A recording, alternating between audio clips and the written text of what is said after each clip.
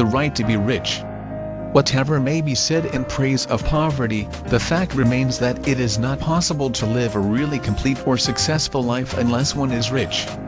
No one can rise to his greatest possible height in talent or soul development unless he has plenty of money, for to unfold the soul and to develop talent he must have many things to use, and he cannot have these things unless he has money to buy them with.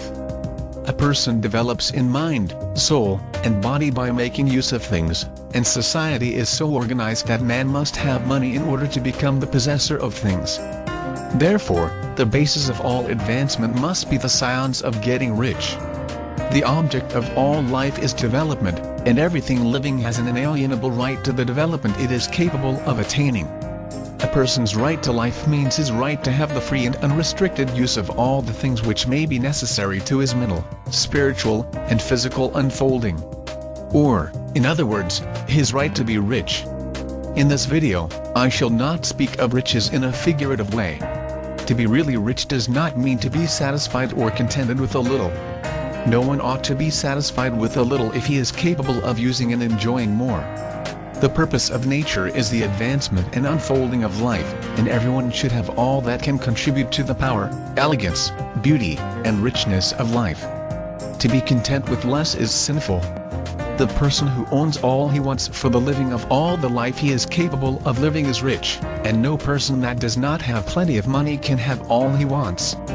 Life has advanced so far and become so complex that even the most ordinary man or woman requires a great amount of wealth in order to live in a manner that even approaches completeness.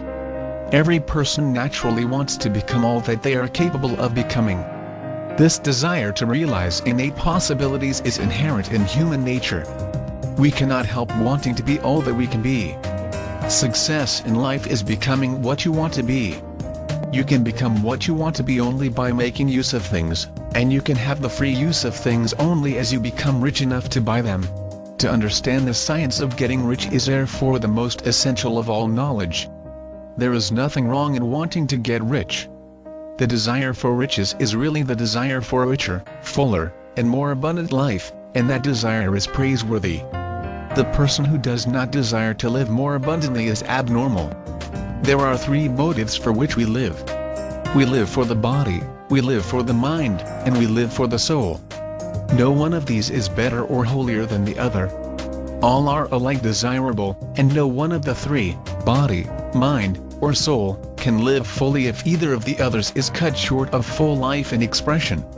It is not right or noble to live only for the soul and deny mind or body, and it is wrong to live for the intellect and deny body or soul. We are all acquainted with the loathsome consequences of living for the body and denying both mind and soul, and we see that real life means the complete expression of all that a person can give forth through body, mind, and soul. Whatever he can say, no one can be really happy or satisfied unless his body is living fully in its every function, and unless the same is true of his mind and his soul. Wherever there is unexpressed possibility or function not performed, there is unsatisfied desire. Desire is possibility seeking expression or function seeking performance. A person cannot live fully in body without good food, comfortable clothing, and warm shelter, and without freedom from excessive toil. Rest and recreation are also necessary to his physical life. One cannot live fully in mind without books and time to study them, without opportunity for travel and observation, or without intellectual companionship.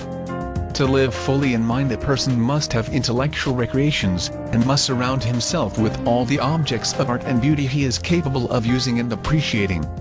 To live fully in soul, a person must have love, and love is denied fullest expression by poverty. A person's highest happiness is found in the bestowal of benefits on those he loves. Love finds its most natural and spontaneous expression in giving. The individual who has nothing to give cannot fill his place as a spouse or parent, as a citizen, or as a human being. It is in the use of material things that a person finds full life for his body, develops his mind, and unfolds his soul. It is therefore of supreme importance to each individual to be rich. It is perfectly right that you should desire to be rich. If you are a normal man or woman, you cannot help doing so. It is perfectly right that you should give your best attention to the science of getting rich, for it is the noblest and most necessary of all studies. If you neglect this study, you are derelict in your duty to yourself, to God and humanity, for you can render to God and humanity no greater service than to make the most of yourself.